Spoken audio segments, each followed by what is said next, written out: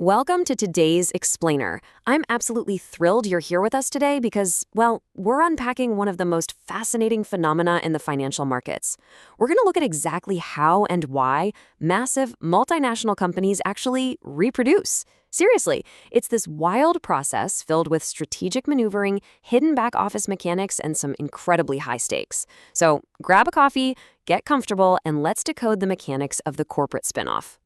Okay, let's dive into this. Imagine this scenario, right? You log into your investment portfolio on a random Tuesday morning, you're scrolling down your holdings, and suddenly, sitting right there on your screen is a brand new ticker symbol, a company you never actually bought. Now, your first thought is probably, okay, there's a glitch in the matrix, or no way, I've been hacked. But I promise you, neither of those things happened. What you're actually witnessing is the direct result of a company you already own reproducing overnight.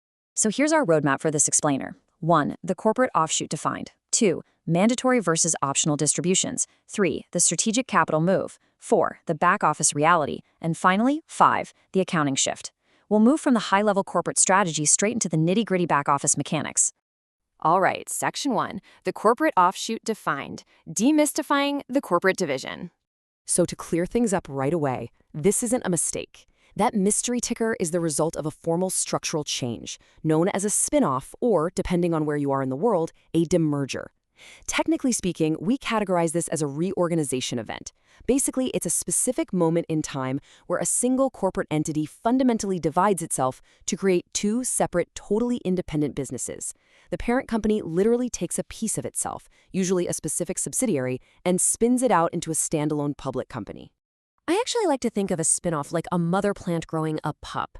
You know, for years, the pup is attached to the parent plant. They're sharing the same soil, the exact same nutrients, the same corporate resources. But once that pup gets big enough, the gardener steps in, carefully separates it, and puts it in its very own pot. Now, you have two independent plants. The parent plant, with its established roots, well, it gets slightly smaller after the separation, but the pup, it's now entirely independent and free to grow on its own terms.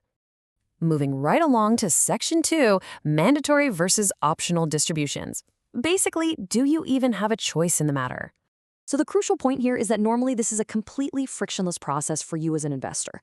Most spinoffs are what we call a mandatory event. That means you don't have to lift a finger and you absolutely don't have to pay a single cent to get your new shares. The issuer just looks at everyone who holds the stock on a specific day, which we call the record date, and distributes shares of the new subsidiary in proportion to what you already own. You keep your original shares, and boom, the new ones just show up automatically. But let's see what happens when companies throw a curveball and make it a mandatory with options event. Take this hypothetical ABC spinoff scenario. Let's say company ABC is spinning off company XYZ. In option A, for every 5 shares of ABC you hold, you might just choose to receive 2 shares of the new XYZ. Super simple, right? But check out option B.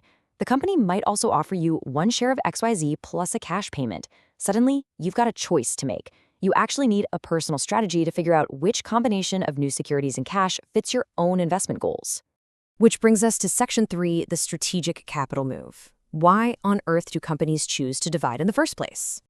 Well, the motivation for all this hassle usually comes down to strategic capital management. See, massive conglomerates often suffer from what the industry calls a conglomerate discount.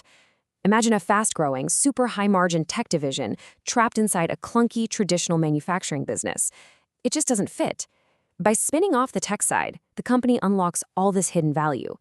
That new tech offshoot gets its own dedicated management team, its own stock price, and most importantly, it attracts a highly targeted pool of investors, people who only want to buy into pure tech without carrying the baggage of a heavy manufacturing plant. And this brilliantly illustrates our next point, Section 4, the back office reality, the hidden mechanics and high stakes. Because going back to our plant analogy for a second, you can't just rip the pup off the mother plant without prepping a new pot first, right? In the financial back office, preparing that pot means creating an entirely new security from scratch. Before a single share can even be distributed, operations teams have to make sure that identifying codes, specifically the ISIN or International Securities Identification Number, are perfectly set up and registered across global systems. It requires an insane amount of precision. Because if they don't get it exactly right, the consequences are severe. I mean, as the source material puts it, if we apply the event to the wrong security, we risk a total collapse of the position records. Just let that sink in for a second. A total collapse. A single miskeyed identifier could literally mean millions of dollars in new shares are credited to the wrong accounts or just lost in the digital ether, completely breaking the integrity of the ledger. The operational risk hiding behind those free shares is absolutely massive. To manage that kind of risk, the back office operates on a fiercely strict, ticking clock of a timeline. On day one, we hit the record date, which freezes the list of who owns the parent stock. Then, if options are involved, we enter the election period. That's roughly days 2 through 10, culminating in a hard issuer deadline.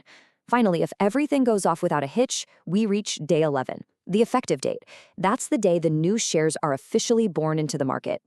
During that middle window, the election period, the pressure is absolutely on. Financial institutions are scrambling to track that strict issuer deadline down to the minute.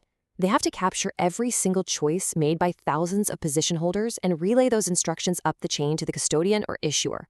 And listen, if you as an investor ignore your notifications and miss this window, you're going to fall straight into the default option trap. And let me tell you, that default option might be heavily weighted in cash or heavily weighted in stock in a way that triggers a massive tax nightmare for you. You really have to pay attention. All right, let's look at the endgame. Section 5, the accounting shift, the final reality check. Now, this next part frequently panics novice investors, but it actually makes total logical sense once you think about it. On the effective date, the market price of the parent company stock will almost always drop. Why? Well, because a massive chunk of its intrinsic value was literally moved out of the company. Remember the mother plan? It gets slightly smaller when the pup is removed.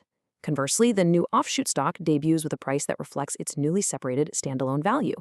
You didn't lose any money. Your total value is just spread out across two distinct tickers now. To wrap up this massive reorganization, the back office steps in one last time. The records are permanently updated across the entire global network to reflect the removal of that old value from the parent and the successful creation of the new holding. The books are balanced, the pup is successfully thriving in its own pot, and the whole shebang is officially complete. So the next time you log in and see a mystery ticker sitting in your portfolio, you'll know exactly the incredible corporate and operational journey it took to get there. But I want to leave you with this question to chew on. When your next holding divides, is it simply shedding weight to simplify its corporate DNA? Or is it strategically dividing so that both entities can divide and conquer their respective markets? Understanding these mechanics gives you the power to see the true strategy behind the market's movements. Thanks so much for joining me for this explainer, and hey, keep a close eye on those portfolios.